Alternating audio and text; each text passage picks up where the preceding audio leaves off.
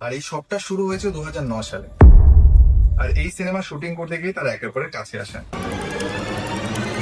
তবে 2013 সালের পর থেকে তাদের একসঙ্গে কেন দেখতে পাওয়া যায়নি। আর এর মধ্যে তারা বেশ কয়েকটি সিনেমায় কাজ করে ফেলে। 2016 সালে যেই সিনেমা শুটিং শেষ হয়ে গেছিল, সেই সিনেমাটা এসে 2025 সালে রিলিজ হচ্ছে কেন? নমস্কার বন্ধুরা, আপনারা দেখছেন স্টোরি টক বাংলা। চলুন ভিডিও শুরু করা যাক। সালটা ছিল 2009। দেব তখন ইতিমধ্যেই টলিউডে বেশ জনপ্রিয়, আর শুভশ্রী একটা নতুন মুখ। সিনেমা চ্যালেঞ্জ, এই চ্যালেঞ্জ সিনেমা দিয়ে তাদের দুজনের একসাথে সিনেমার জার্নি শুরু হয়। আর এই সিনেমার শুটিং করতে গিয়ে তারা একের পরে কাছে আসেন। আর সিনেমার সাফল্যের পর তাদের ঘনিষ্ঠতা বাড়তে থাকে। আর তারপরে তার রূপ নেয় প্রেমের। প্রেমটা যদিও খুব ওপেন ছিল না, তারা কোনদিন মিডিয়াতে স্বীকার করেননি, না সোশ্যাল মিডিয়ায় স্বীকার করেছেন। তবে বোঝা যাচ্ছিল তাদের ঘনিষ্ঠতা, একে অপরের সঙ্গে দেখতে পাওয়া, তাদের ইনস্টাগ্রাম পোস্ট, সবকিছু থেকে যে তাদের সম্পর্কটা অনেক গভীর। আর সেখান থেকেই সবটা শুরু হয়। আর এর মধ্যে তারা বেশ কয়েকটি সিনেমায় কাজ করে ফেলে। আর সত্যি বলতে 2009 সালে রিলিজ করা চ্যালেঞ্জ সিনেমা থেকে শুরু করে 2013 সালের খোকা 420 দেব আর শুভশ্রীর এই জুটি বাংলা সিনেমার পর্দায় রাজত্ব করে। ভক্তদের মুখে মুখে সে সময় শোনা যেত দেব আর শুভশ্রীর নাম। পাড়ার মোড়ের চায়ের দোকান থেকে পার্টিতে পর্যন্ত তাদের সিনেমারই গান বাজতো। বিয়ে বাড়িটাও বাদ যেত না সেই সময়। আর আমার আপনার মতন যারা সেই জেনারেশনের মানুষ, তারা ভালো করেই জানি সেই দিনগুলো কেমন ছিল। তাদের ফটো সে সময় হয়ে উঠেছিল অনেকের ফোনের ওয়ালপেপার। মেলায় বিক্রি হতো তাদের পোস্টার। আর সেখান থেকে বাংলায় জন্ম নেয় দুজন সুপারস্টার, দেব, শুভশ্রী। আর তারপর আসে 2013 সাল। আর সেই সময় একটা প্রজন্ম কষ্ট পায়, কারণ দেব আর শুভশ্রী তারপর থেকে আর কোনোদিনও এক পর্দায় আসেননি। না এক মঞ্চে এসেছেন, না একে অপরকে ফলো করতেন, না একে অপরের ইনস্টাগ্রামে দেখা যেত, কোথাও না। না মঞ্চে, না রাস্তায়, না অলিতে গলিতে, সিনেমায়, কোথাও না। আর সেটা তাদের ভক্তদের জন্য প্রচন্ড কষ্টের একটা কারণ হয়। আর সেটাও স্বাভাবিক, কারণ এত বছর ধরে ভক্তরা যাদেরকে নিয়ে স্বপ্ন দেখেছিল, যাদের মতো জীবন সঙ্গী চেয়েছিল, তাদের একসঙ্গে দেখতে পারবে না। এই খবরটা তাদেরকে নাড়িয়ে দেয়।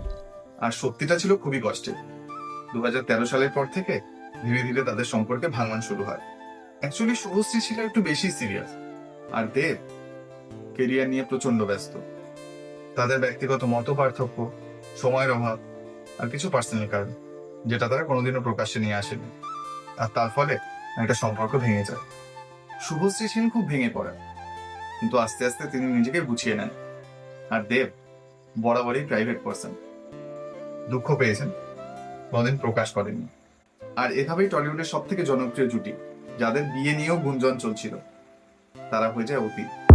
আর এখানকার সব থেকে গুরুত্বপূর্ণ বিষয় হলো দেব তখন কেরিয়ার করতে ব্যস্ত, রাইট? হ্যাঁ, শুধু কেরিয়ার করতে ব্যস্ত ছিল না, সে তখন বাংলা ইন্ডাস্ট্রিকে বাঁচিয়ে রাখার চেষ্টা করছিল।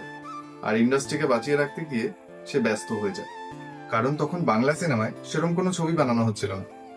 শুধুমাত্র একজন ছিল, দেব, যে চেষ্টা করছিল বাংলা ইন্ডাস্ট্রিটাকে বাঁচিয়ে রাখার। আর তারপরে সে শুভশ্রীকে সময় দিতে পারে না। কিন্তু তারপর তারপর কি, দেব এখন কোথায় রয়েছে ভাবুন তো একটু। পুরো একটা বাংলা ফিল্ম ইন্ডাস্ট্রিকে বাঁচিয়ে রেখেছে, যেখানে বাংলায় সেরকম স্কেলের ছবি তৈরি হয় না। বাংলার লোকজন আস্তে আস্তে বাংলা সিনেমা দেখতেই ভুলে গেছে। সেখানে দাঁড়িয়ে খাদান, প্রজাপতির মতো এত সুন্দর সুন্দর ছবি, এত ভালো অভিনয় উপহার দিয়ে যাচ্ছেন তিনি। আর সিনেমা হল ভুলে যাওয়া লোকজনকে পুনরায় সিনেমা হলে নিয়ে যাওয়া এতটা সহজ তো ছিল না জার্নিটা।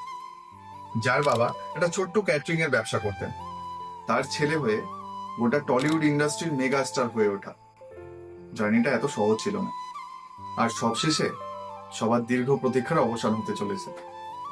সেই 9 বছর আগে যে সিনেমাটি রিলিজ হতে পারেনি, সেটি ফাইনালি গিয়ে সিনেমা হলে রিলিজ হচ্ছে, ধূমকেতু। আর এই খবরটা সোশ্যাল মিডিয়ায় লিক হতে যেন মিনিটের মধ্যে ছড়িয়ে পড়ে প্রত্যেকটা দর্শকের মধ্যে, যারা বাংলা সিনেমা দেখতে ভালোবাসেন, আর যারা বিশেষ করে দেব শুভশ্রীর ভক্ত। দর্শকরা যেন এক নস্টালজিয়ায় ভেসে যায়। দেব শুভশ্রী আবার এক স্ক্রিনে, একসঙ্গে এক সিনেমা, এটা কি সম্ভব? সেই 2009 থেকে 2013 অব্দি একটা রিলেশন। অ্যাকচুয়ালি সত্যি বলতে 2009 থেকে 2016 অব্দি তারা একসঙ্গে সিনেমা করেছে, শুটিং করেছে, সবকিছু করেছে। আর তারপর একে অপরের মুখটিও দেখেননি। ইভেন মনে আছে আপনাদের লাস্ট একটা অ্যাওয়ার্ড শোতে যখন শুভশ্রীকে অ্যাওয়ার্ড দেওয়া হয়, আর অ্যাওয়ার্ডটি দিতে এসেছিলেন দেব, শুভশ্রী অ্যাওয়ার্ডটি নিয়ে দেবের দিকে তাকেও দেখেননি। না দেব তাকিয়ে দেখেছিলেন। সেই সময় তারা কি ফিল করছিল একবার ভেবে দেখুন তো। এতদিনের প্রেম, তারপরে এতদিনের দেখা না হওয়া, কথা না হওয়া, তারপর এক স্টেজে কিন্তু একে অপরকে কথা বলতে পারছে না। তারপর আর মাত্র 2-4 দিন পরে হয়তো ধূমকেতু রিলিজ করবে, 14ই আগস্ট। তবে সেদিন ধূমকেতু সিনেমার ট্রেলার লঞ্চের ইভেন্টে দেব শুভশ্রীকে দেখার জন্য সবাই আত্মহারা হয়ে বসেছিলেন, এক এক মিনিট অপেক্ষা করছিলেন। দীর্ঘ 9 বছর পর একসময় টলিপাড়ায় যাদের প্রেমের চর্চা চলতো, তারা এখন দুজন দুদিকে রাস্তায়। শুভশ্রী বিবাহিত, দেব রুক্মিণীর সঙ্গে সম্পর্কে, কিন্তু তারা এবং তাদের পুরনো প্রেম সেগুলো তো এত সহজে ভোলা সম্ভব না। কিন্তু তারা একসঙ্গে স্টেজে ছিলেন, তারা কথা বললেন, তারা সেলফি তুললেন, তারা একসঙ্গে নাচলেন, আর ভক্তরা জাস্ট পাগল হয়ে যাচ্ছিলেন। না সেটাও স্বাভাবিক, দীর্ঘ 9 বছরের অপেক্ষা। আর সবাই বলছে তারা পুনরায় আবার বন্ধু হয়ে গেলেন, কিন্তু সত্যি কি তাই? সবকিছু কি ভোলা সম্ভব?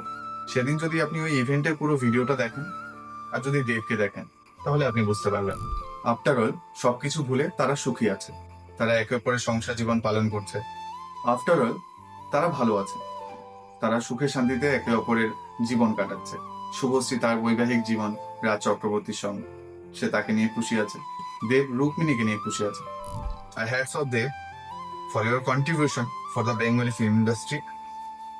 আর আগামীতে আমরা আরো ভালো ভালো সিনেমার অপেক্ষায় রইলাম। তো জীবনের শেষটা সুন্দর হওয়া প্রয়োজন। যাই হোক, ধন্যবাদ ভিডিওটি শেষ অবধি দেখার জন্য। যদি আপনাদের ভিডিওটি ভালো লাগে তাহলে অবশ্যই লাইক, শেয়ার, সাবস্ক্রাইব করতে ভুলবেন না।